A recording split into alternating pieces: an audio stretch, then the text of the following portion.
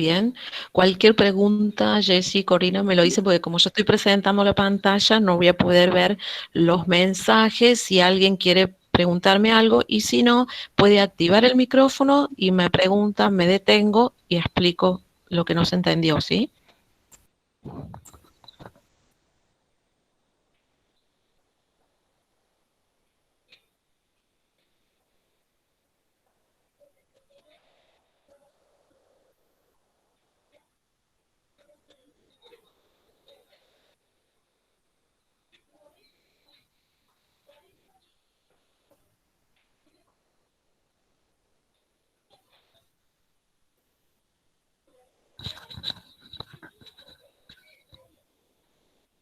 ¿Me avisa, Jessy, cuando esté? Sí, sí, ya está grabado. Ah, bien. Bueno, ahí está la presentación en esta primera diapositiva de matemática para ingeniería agronómica de este año 2021. Lo que vamos a abordar ahora son los números reales. En la guía que ustedes tienen acceso al cuadernillo de ingreso, hay una breve introducción con respecto a la historia, cómo es que aparecen los números y menciona a los egipcios, los mayas, aztecas, los celtas, los romanos, los griegos, todo lo que se presenta en esa introducción con respecto a los números reales, hay una pequeña historia hasta llegar a nuestro actual sistema de numeración. No me voy a detener en explicar qué es lo que aportó cada uno en la historia de este grupo de personas. Ustedes tienen acceso a ese material, lo pueden leer, es una cuestión nada más que histórica para que tengamos idea de dónde viene este sistema de numeración que actualmente estamos utilizando. Vamos a decir que hay diferentes conjuntos numéricos, ¿sí? Esos conjuntos numéricos se pueden clasificar, se pueden dividir. ¿Cuáles son los primeros números que nosotros aprendimos en la escuela? Y los números naturales. Los números naturales son números que se denotan con una N en negrilla o con una doble rayita que decimos nosotros o marcándolo como un poquito más fuerte. Lo que estamos viendo ahora son distintos conjuntos de números. ¿A qué vamos a llamar conjunto? A agrupación de objetos que cumplen ciertas características, ¿sí? Los números naturales son números siempre positivos que algunos autores incluyen el 0. Después continúa el 1, el 2, el 3, el 4 y así hasta el infinito. No tiene un fin ese conjunto de números. Otros autores dejan afuera el 0 y comienzan con el número 1. Estos números, ¿para qué nos sirven? Y para contar. Son los primeros números que nosotros en la escuela primaria o a lo mejor también en el jardín aprendimos a asimilarlos.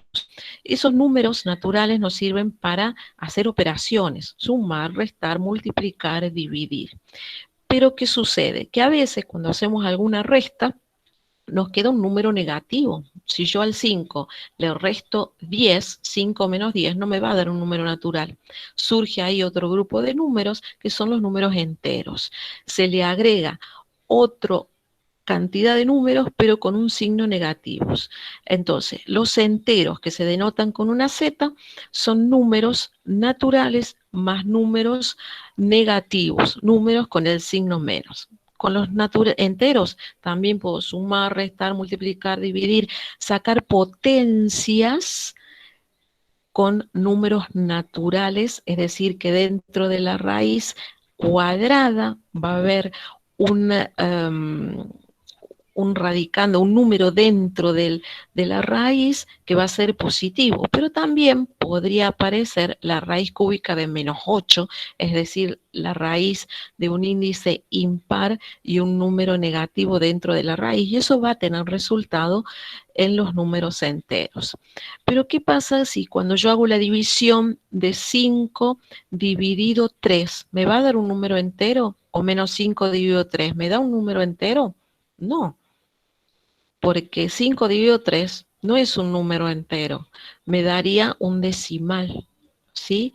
Entonces es necesario ampliar este campo de los números y aparecen los números racionales. Los números racionales incluyen expresiones decimales que se pueden pasar a fracción, fracciones, por ejemplo, si ustedes miran acá en la diapositiva, menos 5 medios, que no me da un número entero, ¿sí? Un decimal, 4 sobre 9, que si yo hago la división con la calculadora me da un número periódico, o el número 0,4, que hay expresiones, que es una expresión decimal periódica donde se va repitiendo el 4.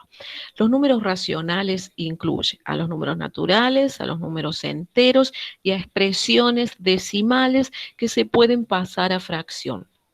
Hay fracciones que me dan un número entero. Por ejemplo, 8 dividido 2 u 8 fracción 2, que me da el número 4. ¿Sí? Entonces, los números racionales es un conjunto de números ya más amplio. Aparecen allí las expresiones decimales periódicas, que es cuando se repite un número después de la coma. Después van a ver también y van a trabajar en la práctica que las expresiones decimales no solamente o periódicas, solamente se toman como por ejemplo ahí el 0,4 donde se repite un solo número, pueden repetirse dos números, o puede haber una expresión periódica mixta donde una parte del número se repite y otra no. Puede ser, por ejemplo, 1,24444, donde tiene una parte entera, una parte decimal se repite y otra no. Es decir, que hay varias expresiones decimales que están dentro de los números racionales. ¿Cómo voy a identificar un número racional si tengo un decimal? Si esa expresión decimal la puedo pasar con alguna regla en particular, que también se va a ver en la práctica, a una fracción, es un número racional. Los racionales entonces incluyen los números naturales, los números enteros y toda expresión decimal que se pueda pasar a fracción. Hay otro grupo de números que vamos a llamar irracionales, que son aquellos números que después de la coma tienen infinitas cifras decimales, pero ninguna se repite. Entonces esos números no pueden entrar dentro del grupo de los racionales. Los llamamos irracionales. Ejemplos de números irracionales serían, como observan en la diapositiva, el número pi, que está en la calculadora, la raíz cuadrada de 2, la raíz cuadrada de 7, el número e, ¿sí? Que se llama el número neperiano. Todos esos números tienen la característica que después de la coma tienen infinitas cifras decimales y ninguna se repite. Entonces es imposible pasar un número irracional a fracción. El grupo de los números irracionales y el de los racionales forman lo que llamamos los números reales. Los números racionales los indicamos con una Q, los irracionales con una I y los reales con una R. Nosotros vamos a trabajar en este curso de ingreso con los números reales. Entonces, cuando ustedes hagan los ejercicios combinados, no se asusten si obtengo como resultado un número muy grande o un número muy pequeño o un número que tiene coma, porque aquí vamos a trabajar con números reales. Entonces me podría dar como resultado una fracción o una expresión decimal o un número irracional que tiene infinitas cifras decimales. Todos esos números son los llamados números reales. Cualquier número real puede ser el resultado de un ejercicio combinado. Con los números reales vamos a sumar, restar, multiplicar, dividir, sacar potencias de un número elevado a una potencia entera o a una potencia natural, vamos a sacar raíces. Vamos a combinar todas las operaciones que recién les mencioné en un ejercicio combinado. Este es el eje de esta unidad.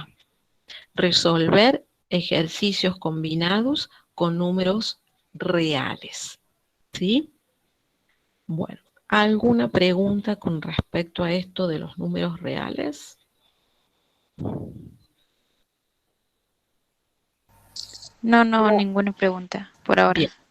Lo que les muestro en esta otra diapositiva son números decimales exactos, el 0,5, que lo puedo escribir como 5 sobre 10, o también se simplificó como un medio.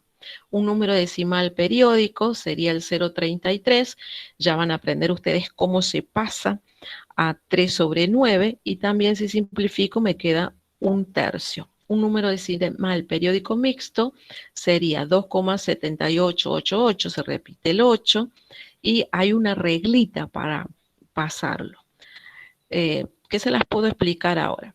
Vamos al punto 2 que dice número decimal periódico puro. Si yo tengo el 0,33, ¿qué voy a hacer? Tapo la coma y ¿qué me queda? El 3. Entonces, si lo quiero pasar a fracción, coloco 3 dividido por tantos 9 como cifras se me repiten. Como se me repite una sola, es 3 dividido 9. Si simplifico, me queda un tercio. Ahora, si tengo un decimal periódico mixto, como el 2,788 se repite solo el 8, tapo la coma, me queda 278, tomo una sola vez el 8, que es el que se repite, le resto la parte que no se repite, que es el 27, y a esa resta la divido por tantos 9 como cifras se repiten, que en este caso es una sola, entonces un solo 9, y seguido por tantos ceros como cifras no se repiten después de la coma. Como después de la coma solo se repite el 7, entonces es un solo cero que acompaña al 9. Cuando yo hago 278 menos 27 me queda 251 dividido 90. Para comprobar si el número decimal o expresión decimal la he pasado correctamente a fracción, con la calculadora hago 1 dividido 3 y me deberá dar 0,333333. Y si hago la división de 251 sobre 90, me deberá dar el número 2,7888. Cuando tengo un número decimal exacto, es más fácil. ¿Por qué? Porque tapo la coma, me quedo en este caso el 5 y lo divido por la unidad seguida por tantos ceros como cifras decimales tengo. En el 0,5 tengo una sola cifra decimal, entonces es 5 dividido 1 y le agrego un solo cero. Cuando simplifico me queda un medio. Vamos a usar calculadora científica. Cuando me refiero a científica es porque me tiene que hacer las operaciones, suma, resta, multiplicación, división, pero además deberá tener la función logaritmo, natural y decimal, la exponencial y las líneas trigonométricas seno, coseno y tangente. ¿Sí?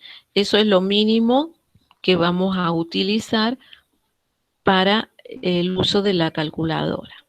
El que no tenga calculadora puede pedir alguna prestada o tratar de comprar una, ¿sí? Porque la vamos a necesitar.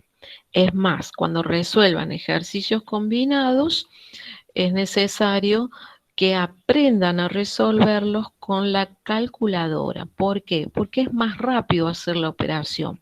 Esta primera unidad es una unidad de repaso.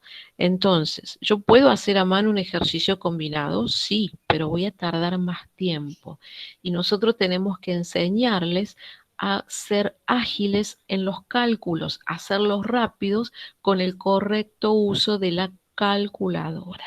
Se puede hacer los ejercicios combinados con una calculadora científica, ¿sí? Si no la saben utilizar, nos preguntan y les vamos a ir diciendo cómo emplearla.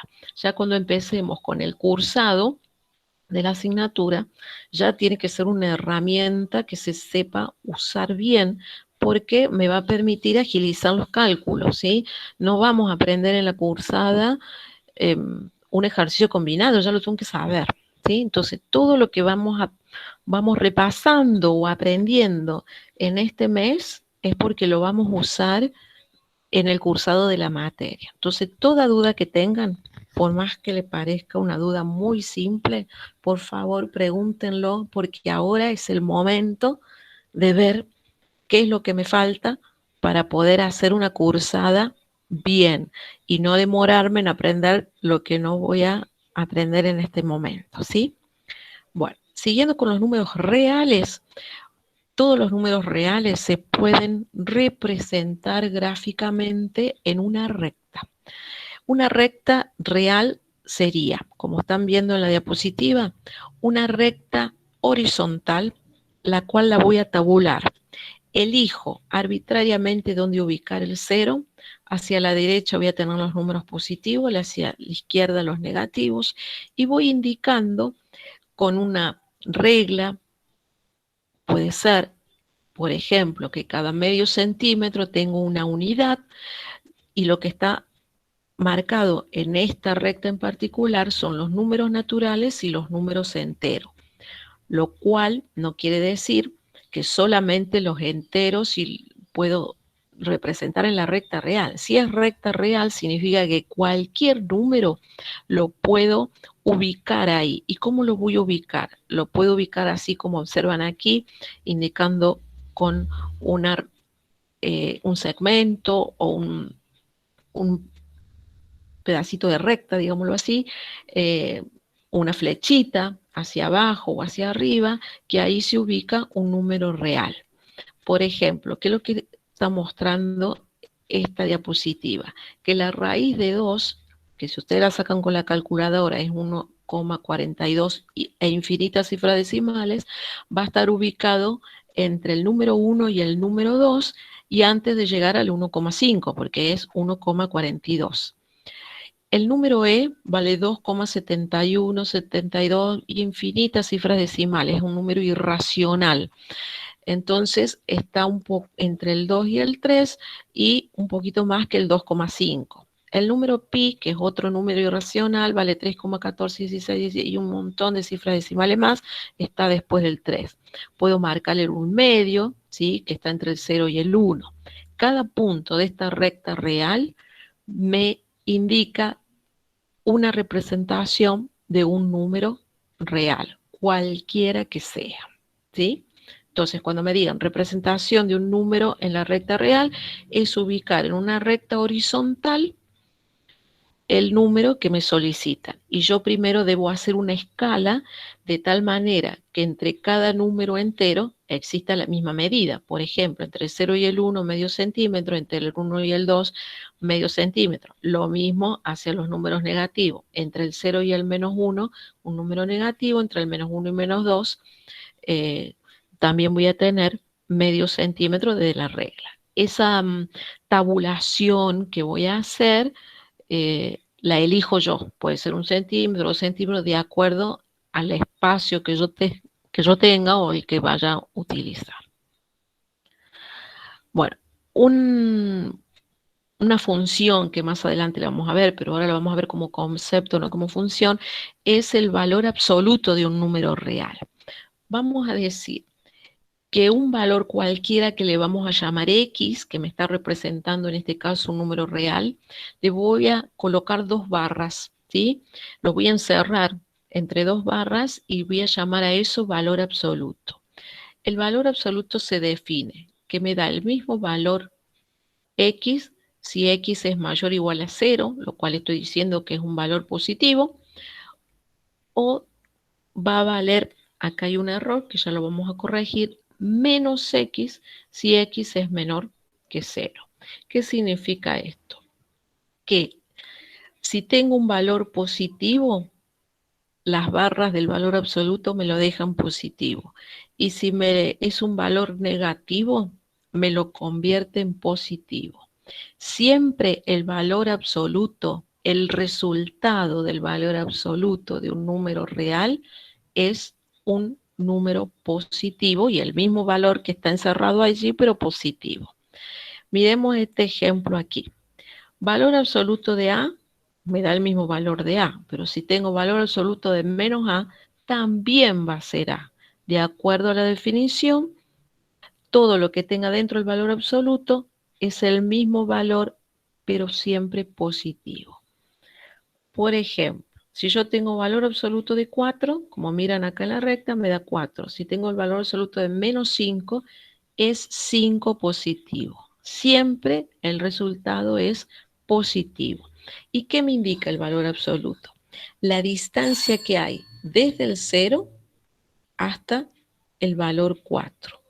Y desde 0 hasta el valor que me indica el valor absoluto. Fíjense en la última recta, que es la recta real entre donde está indicado el valor absoluto de menos 5, es la distancia que hay desde el 0 al valor menos 5, pero el valor absoluto es 5. ¿Qué me está diciendo esta representación del valor absoluto en dos rectas?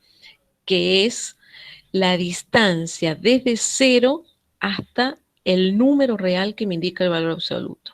Si dentro del valor absoluto, en este caso es 4, y la distancia de 0 está el 4. Si me dice valor absoluto de menos 5, es la distancia desde 0 hasta menos 5. ¿Sí? ¿Alguna pregunta hasta ahí? Por ahora se entiende. ¿Se entiende? Bueno, o sea, lo único que tiene que Por quedar... ahora no, profe, Bueno, ustedes pero córtenme, podría... ¿sí? Porque si no, yo sigo hablando. Córtenme, ya enseguida ya Profe, termino, si no los voy a aburrir. profe, Bueno, lo que me Pues- tiene que dar claro el valor absoluto es que a todo número real me lo convierte en positivo. ¿Qué otra cuestión voy a tener en cuenta? Que hay un orden y hay un orden en cuanto a los números reales, ¿sí? Yo puedo hablar que un número A es mayor que B, o que A menor que B, o que A es mayor o igual a B, o que A es menor o igual a B. O sea, esto de mayor, menor, ¿qué significa? De que puedo tener un número más grande que o más chico que puede ser igual o no ser igual. Y eso lo puedo determinar fácilmente si yo a los números los dibujo en una recta real, ¿sí? Eso me está indicando de que hay un conjunto ordenado, ¿sí? De números. Cuando hablo de los números reales digo ordenado, ¿por qué? Porque me es posible determinar cuál número real es mayor que otro número real. ¿Para qué me va a servir esto? Para observar que existen los llamados intervalos de números reales. ¿Y por qué aparecen los intervalos? Nosotros estamos ahora tratando los números reales. Los números reales son infinitos. No, si me voy a los valores positivos no terminan nunca. Si me voy hacia los números negativos no terminan nunca. Entre un número real y otro número real siempre hay otro. ¿Qué significa esto? Entre el 0 y el 1 está el 1/2, que sería la mitad. Entre el 0 y 1/2 está la mitad de eso. Siempre hay un número entre 2 y son infinitos, por más que, mire, vamos a volver a la diapositiva de aquí cuando graficamos aquí los números reales en esta recta real. Entre el 0 y el 1 está la mitad y el 1/2. Entre el 0 y el 1/2 hay otro número. Entre 0 y ese otro número que sería 1/4 hay otro más. Siempre hay otro más. Por más que yo no lo pueda observar, siempre hay un número entre 2. Por más cerquita que esté, siempre hay un numerito, un puntito de la recta real que me indica la existencia de otro número real. Entonces, si yo tuviese que nombrar todos los números reales entre 0 y 1, me es imposible.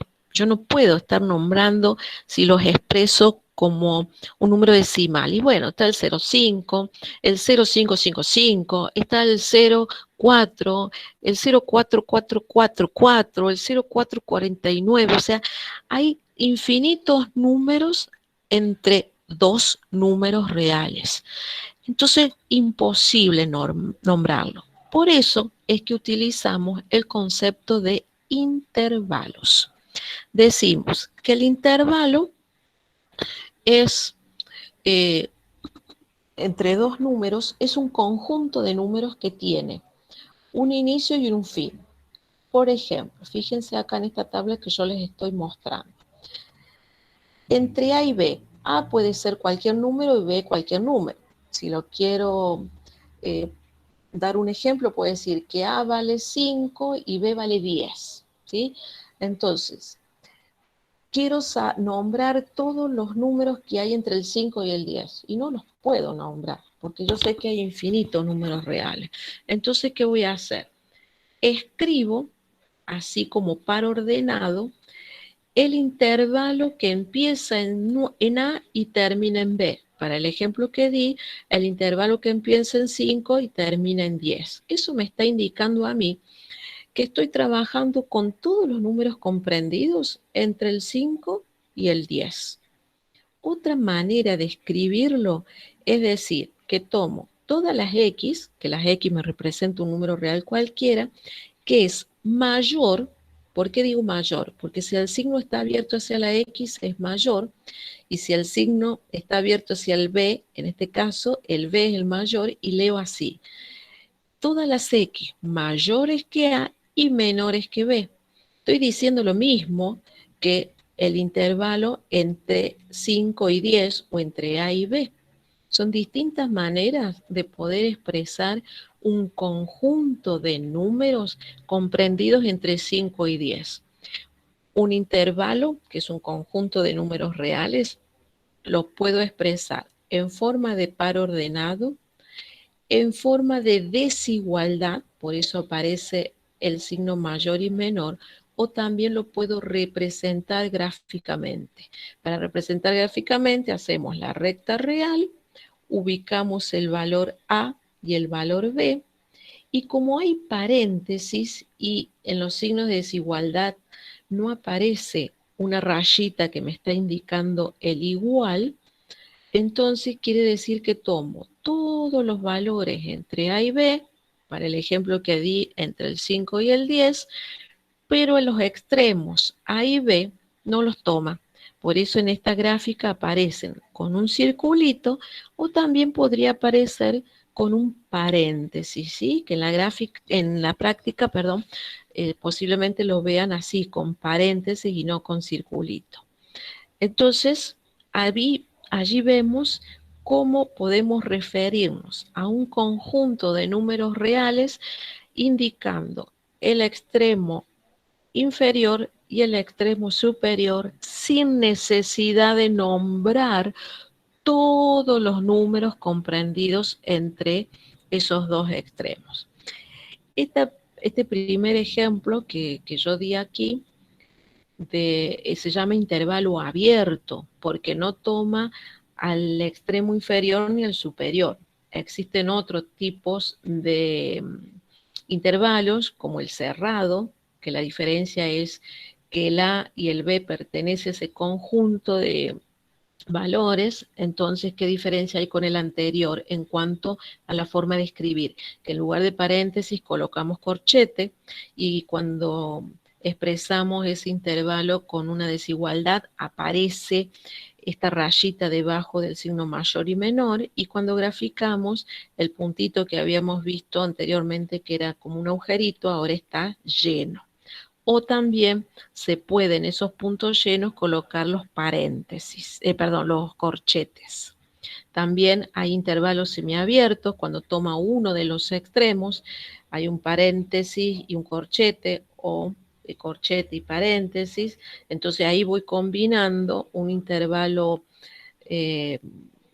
un extremo abierto y otro extremo cerrado. Y otro tipo de intervalo que vamos a utilizar mucho después en la cursada son los intervalos que van hacia el infinito. ¿Qué quiere decir eso? Que no termina, empezó en el A, pero se va al infinito y se colocan paréntesis.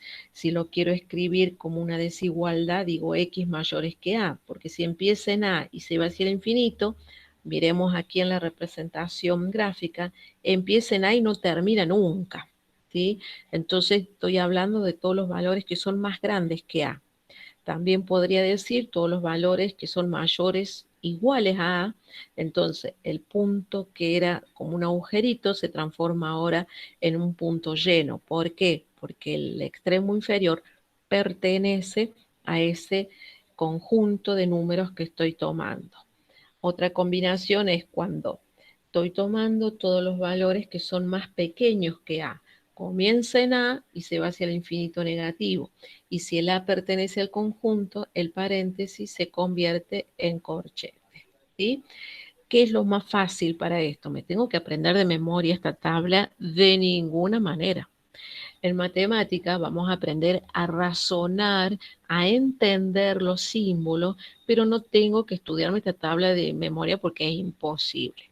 Obviamente, cuando vayan haciendo los ejercicios, voy a recurrir a esta tabla para poder guiarme, pero tengo que aprender a leer. Yo sé que los paréntesis y los corchetes me van a indicar, en el primer caso los paréntesis, los extremos no pertenecen al conjunto de números y los corchetes me está indicando que los extremos sí pertenecen. Después hago las combinaciones que correspondan. ¿Y qué es lo más fácil? Dibujar en la recta real el conjunto de números que me den. Cuando hagan la práctica, esto que yo estoy presentando aquí, yo creo que se va a poder visualizar mucho mejor. Vamos a pasar a la siguiente diapositiva y ya vamos a entrar en lo que es el orden de las operaciones que voy a tener en cuenta para resolver los ejercicios combinados. Bueno, dijimos que podemos con los números reales sumar, restar, multiplicar, dividir, realizar potencias con exponente entero, quiere decir que la potencia puede ser positiva o negativa. También en algún momento se va a presentar una potencia fraccionaria, pero bueno, como vamos a combinar todas las operaciones, yo tengo que tener un orden de qué operaciones voy a realizar primero. Es lo que se llama esto la jerarquía de las operaciones. Primero lo que voy a hacer es resolver lo que está dentro de los símbolos de agrupación. ¿Cuáles serían los símbolos? Bueno, las llaves, los paréntesis, los corchetes. Siempre voy a resolver de adentro hacia afuera. Voy a observar mi ejercicio combinado, ya vamos a mirar un ejemplo. Y primero voy a resolver lo que está entre paréntesis, después voy a resolver lo que está con corchetes y lo último, lo que está con llaves.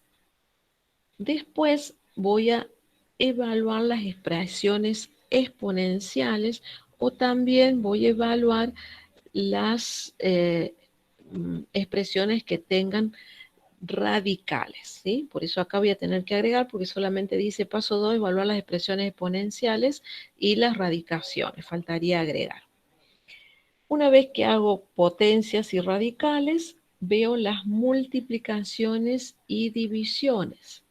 En el caso que no haya paréntesis o corchete, porque puede haber una multiplicación, una división y no hay separación, digo, ¿qué hago primero, la multiplicación o la división? Tienen la misma jerarquía. Entonces voy a acordar que voy a resolver de izquierda a derecha, es decir, lo que encuentre primero, resuelvo de izquierda a derecha. Y lo último que me tiene que quedar para resolver son sumas y restas. Esto que estoy diciendo ahora, el orden de las operaciones, el orden de paréntesis, corchetes, llaves, lo voy a tener muy en cuenta para resolver ordenadamente un ejercicio. Miren este ejercicio. Están separados en que se llaman términos, ¿sí?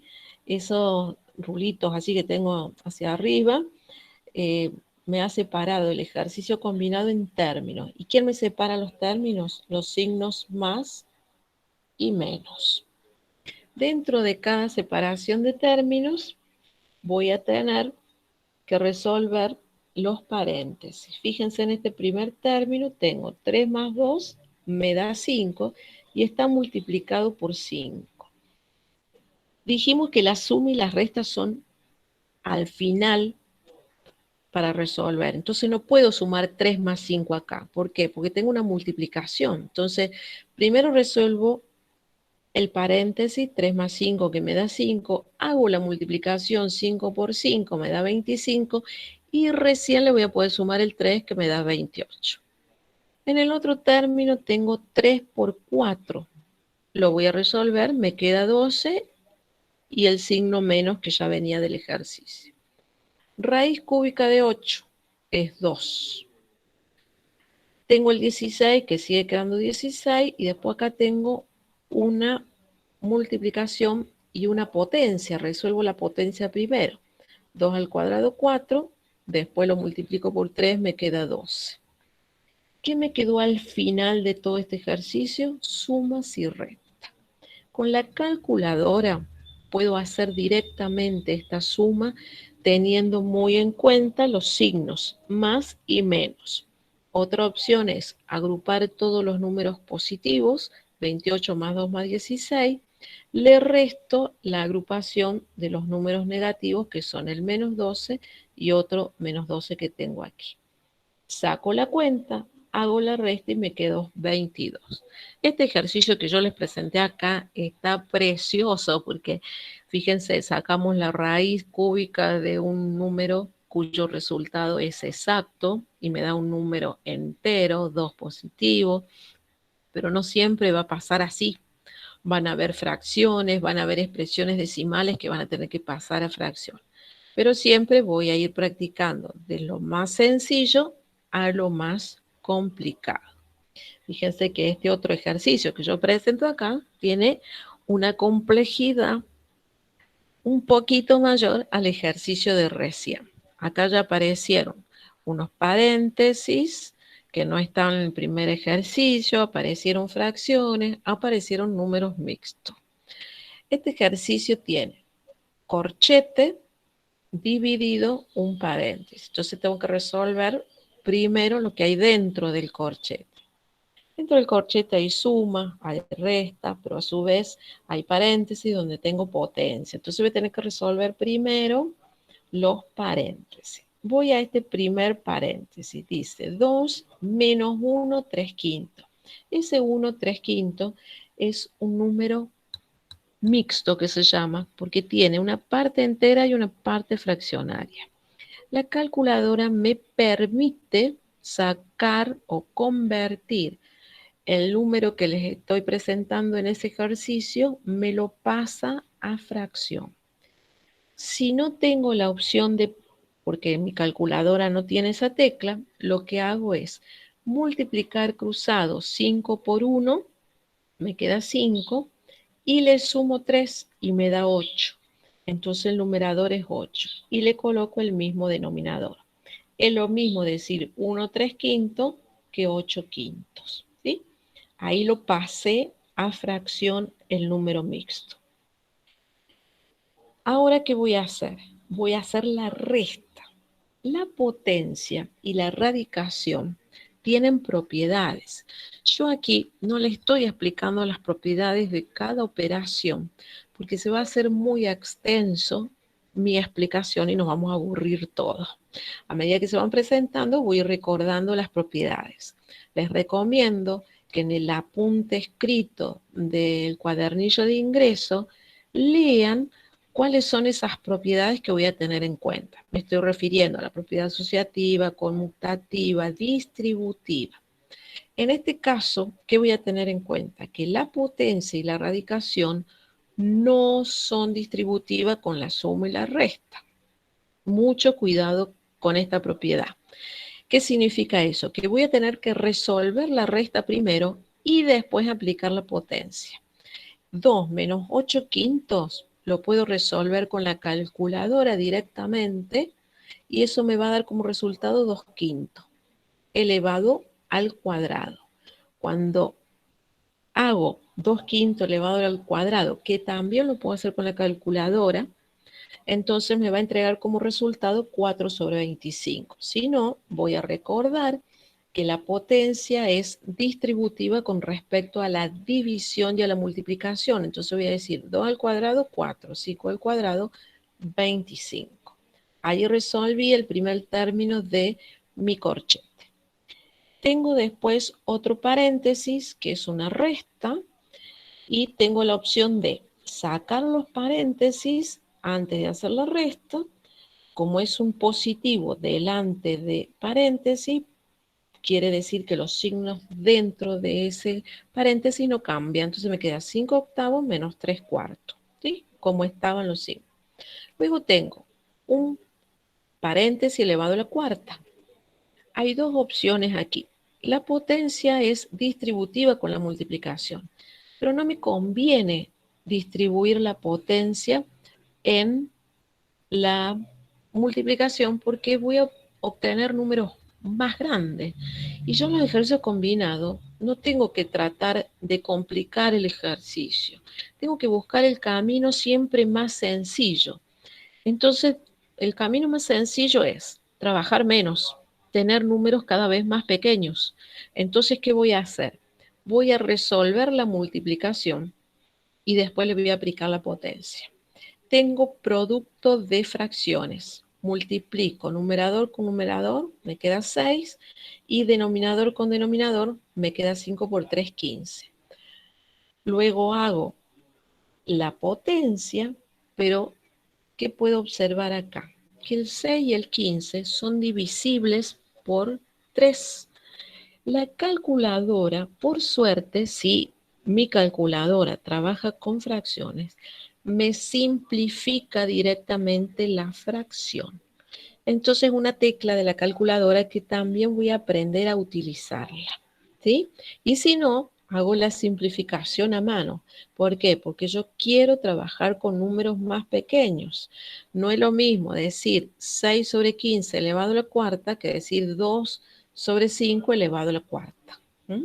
Si yo entro en la calculadora 6, fracción 15, me va a entregar la fracción 2/5. Me lo simplifico, ¿sí? Y eso, elevarlo al cuadrado, me va a dar un número. Pero acá, ahí resolvimos 6 sobre 15 simplificado, 2 sobre 5 elevado a la cuarta. Pero ahí hay una multiplicación por otro número más. 15 sobre 2 elevado al cubo. ¿Puedo simplificar? No, porque el 15 y el 2 no se pueden simplificar. Entonces, lo vuelvo a escribir como está, 15 sobre 2 al cubo. Vamos ahora al cuarto renglón, donde el 2 sobre quinto al cuadrado me queda sobre 4 sobre 25, 5/8 menos 3/4, y ahora resuelvo esta multiplicación que sí me va a quedar un número grande, porque al elevar la fracción 2/5 a la cuarta y 15 medios al cubo, y sí, me va a quedar un número grande. Cuando resuelvo eso, me queda esta fracción de 54.000 dividido 5.000. Pero se pueden simplificar los ceros y me queda 54 sobre 5. Vamos resolviendo este paréntesis, que lo puedo hacer por común denominador, y si no, más rápido voy introduciendo las fracciones en la calculadora, y cuando hago eso me queda menos 2153 sobre 200. Y ese sería el resultado de todo mi corchete. Este paréntesis 5 menos 6/5 también puedo resolverlo con la calculadora y su resultado es 19/5. Cuando voy reescribiendo todo el ejercicio, como eso se resolvió más rápido, voy repitiendo, dividido 19/5, 19/5, y al final me queda la fracción que mencionamos recién, dividido 19/5. Esta división también la hago directamente con la calculadora, porque si yo la hago a mano, ¿qué voy a recordar? Que se multiplica numerador de la primera con denominador de la segunda y me queda 10.765. Denominador de la primera con numerador de la segunda fracción me queda 3.800, es decir, que multiplico cruzado.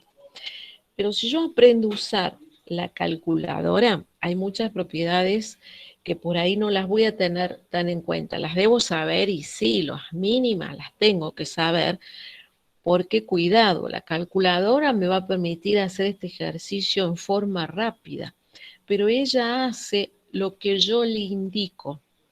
¿sí?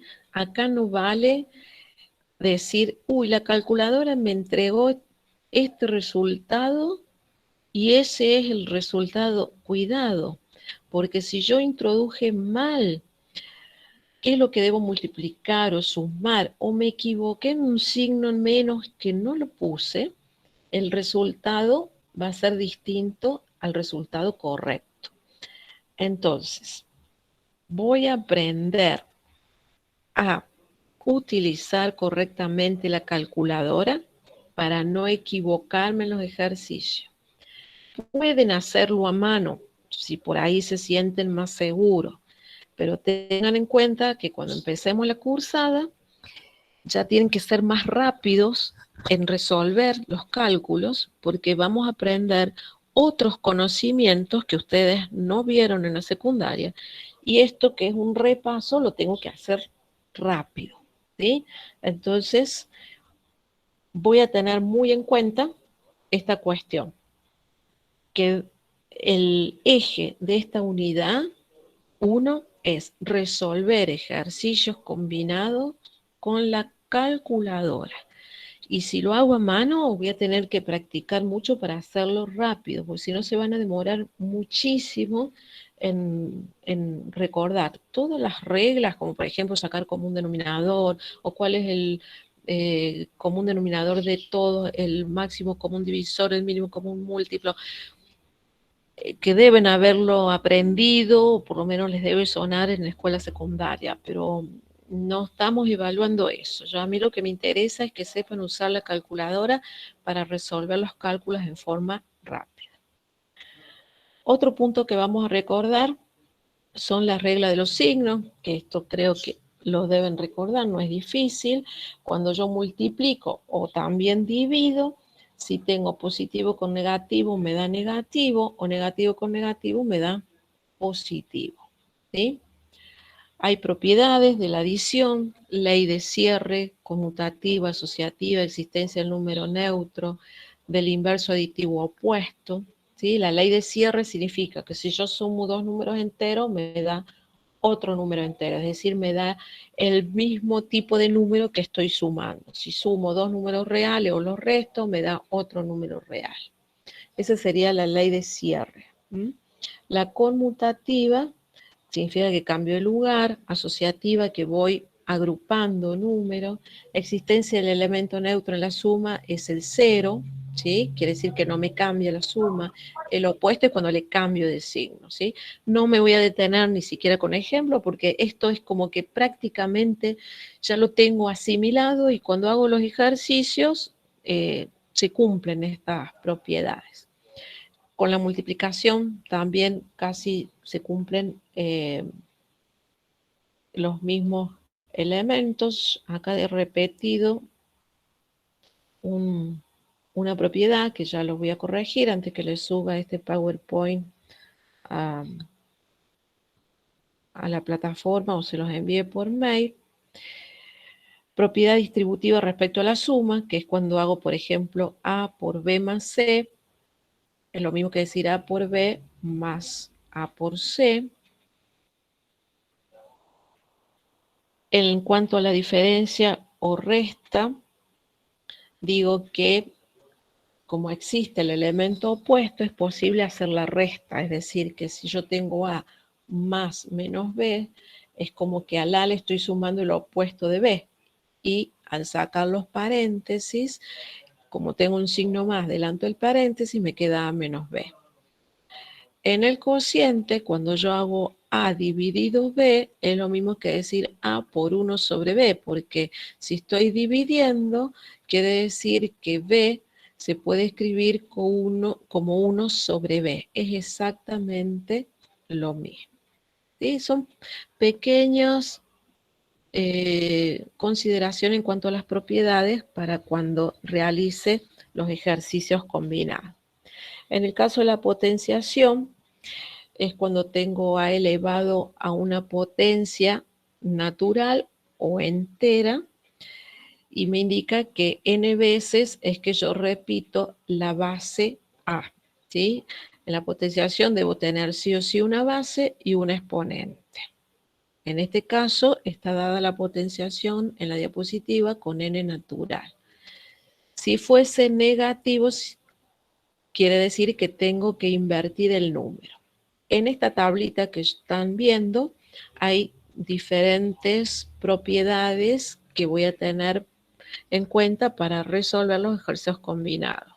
El número 1 elevado a cualquier potencia siempre me va a dar 1. A elevado a la potencia 1 me da el mismo número. A la 0 es 1, pero A tiene que ser distinto de 0. Si tengo una multiplicación de la misma base, A le llamo base, N y M son exponentes. Si hay una multiplicación de igual base, los exponentes se suman. Si hay una división, los exponentes se restan. Si hay potencia de potencia, se multiplican entre sí. La potencia es distributiva con respecto a la división. Si tengo un exponente negativo, significa que el A, que es base, pasa al denominador, ¿sí? A no debe ser 0. Fíjese acá la fracción A sobre B a la menos 1 significa que invierto la fracción y me queda B sobre A. Si tengo A a la menos N, es 1 sobre A a la N, porque pasa con potencia positiva, pero al denominador. Entonces, lo que debo tener en cuenta es, cuando tengo una base elevado a una potencia, debo observar si ese exponente es positivo o negativo. Y que la potenciación es distributiva con respecto a la multiplicación y a la división. Bueno, vemos ahora qué otra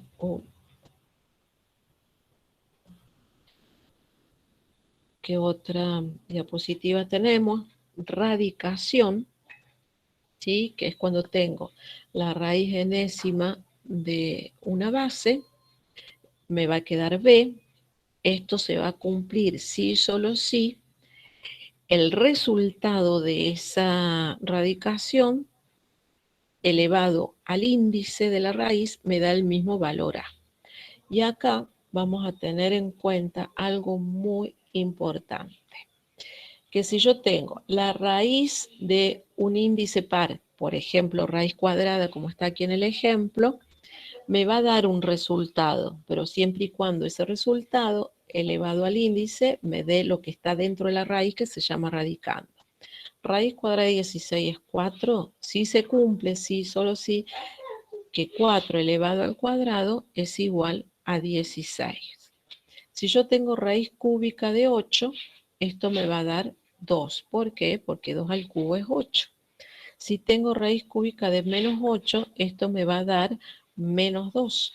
Siempre y cuando menos 2 al cubo me dé menos 8.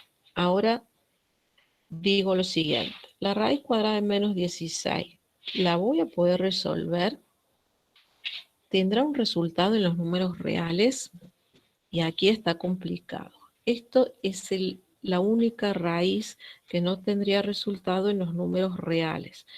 Porque si me queda menos 4 y yo elevo menos 4 al cuadrado, me va a dar 16 positivo. O sea que no me va a dar lo que tengo dentro de la raíz. Por lo tanto, viendo estos ejemplos, cuando yo trabajo con números reales, la raíz de índice par solamente tiene resultado cuando lo que está dentro de la raíz es positivo. Ahora, si el índice es negativo, el índice es impar, no hay problema porque sí se va a cumplir la definición que el resultado elevado a la potencia me da lo mismo que tengo dentro de la raíz. Entonces, la única raíz de índice par que no tiene resultado en los números reales es cuando el radicando es negativo. ¿Sí? Eso es lo único que debo recordar. Que lo que les estoy diciendo está puesto acá en símbolo. Si n es impar, la raíz enésima de a la n es a, y si n es par, a la n va a tener como resultado el valor absoluto. Esto que les estoy mostrando acá tiene que ver con lo que vimos recién de los ejemplos, cuando hay resultado y cuando no. Bueno, las propiedades de la radicación son muy parecidas a la potenciación. La raíz es distributiva con respecto a la multiplicación, con respecto a la división. Es distributiva, por ejemplo, aquí en el tercer renglón de la tabla, fíjense, tengo raíz enésima de a y todo elevado a la m, yo puedo poner a la m, es decir, que introduzco esa potencia, y escribirlo como raíz enésima de a la m. Tengo raíz de raíz, se multiplican los índices, y me quedaría raíz de m por n, y aquí hay algo que no está bien. Fíjense que no es distributiva. Acá hay algo que hay que corregir. Miren lo que dice acá. Raíz enésima de a más b, a menos b, no es igual. Por eso aparece ahí tachado. A la raíz de n más menos raíz de enésima de b. O sea que es distributiva con respecto a la multiplicación y a la división, pero no con respecto a la suma y a la resta. Yo dije recién que había que corregir, pero no. Había visto mal que acá dice que es distinto, entonces está bien puesta ahí la propiedad. Bueno, casi ya terminando con las operaciones, aparece la racionalización de denominadores, que esto qué significa. Por ahí no vamos a alcanzar a hacer ejercicios de racionalización, solamente para que ustedes lo tengan en cuenta, de que cuando yo tengo una raíz en el denominador, hay un procedimiento que me permite sacar la raíz del denominador y se llama racionalización. Hay métodos para hacerlo. En este ejemplo que ustedes están viendo, 3 sobre la raíz cuarta de a, la forma de sacar la raíz del denominador es que multiplico y divido la raíz con el mismo índice. En nuestro ejemplo se haría raíz cuarta de a, multiplico y divido por raíz cuarta de a, y a la lo elevo a una potencia. ¿Cuál es esa potencia?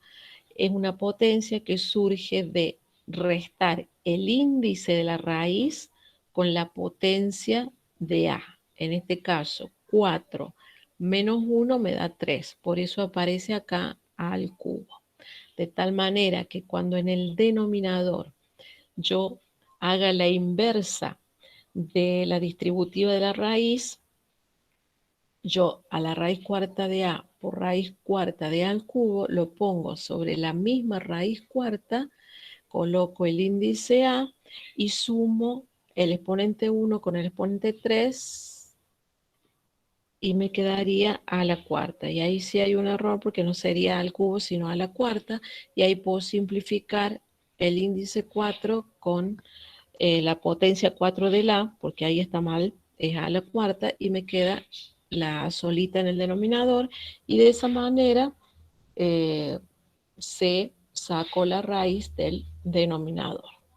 Hay ejercicios un poquito más complicados, como este de racionalización de denominadores, donde tengo una resta en el denominador y uno de los términos de esa resta tiene raíz. Entonces el método es multiplicar y dividir por el mismo denominador, pero en lugar de poner 1 menos raíz de 2, es 1 más raíz de 2. Luego se hace distributiva y se va a ver que se puede simplificar el paréntesis 1 más raíz de 2 con un paréntesis de 1 más raíz de 2 del denominador, que en esta diapositiva no está escrito, pero está directamente simplificado. Y el resultado final me queda raíz de 2 más 2, y vieron que ahí no tengo denominador, o digo que el denominador es igual a 1, y ya desapareció la raíz del denominador. Bueno, esto es lo último que les voy a explicar por hoy, y nos quedaría la notación científica para el día viernes. Escucho dudas o algo que no les haya quedado claro sobre esto que les presenté. Díganme ustedes. Una pregunta. ¿Sí?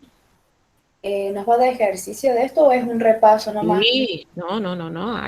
Si vos te fijas en el cuadernillo de ingreso, hay muchísimos ejercicios para resolver que son con operaciones combinadas. Ahora, Ujú. Jessy y Corina les van a indicar qué ejercicios de todos esos que hay ustedes van a tener que resolver. Profe, una consulta, disculpe. Yo Sí, justo me tuve que ausentar cuando explicó el tema del cuadernillo. sí. Para poder acceder al cuadernillo, ¿es sí o sí por la plataforma de No, como todavía no tienen está por otro no, lado? como todavía ustedes no tienen usuario, me Ah, mandan un mail bárbaro. y yo se los paso por mail, o si lo quieren en papel, les paso la dirección donde la pueden conseguir. Perfecto. Nada, listo, entonces. Ya quería saber eso. Disculpe. ¿Sí? Ahí voy a dejar de compartir.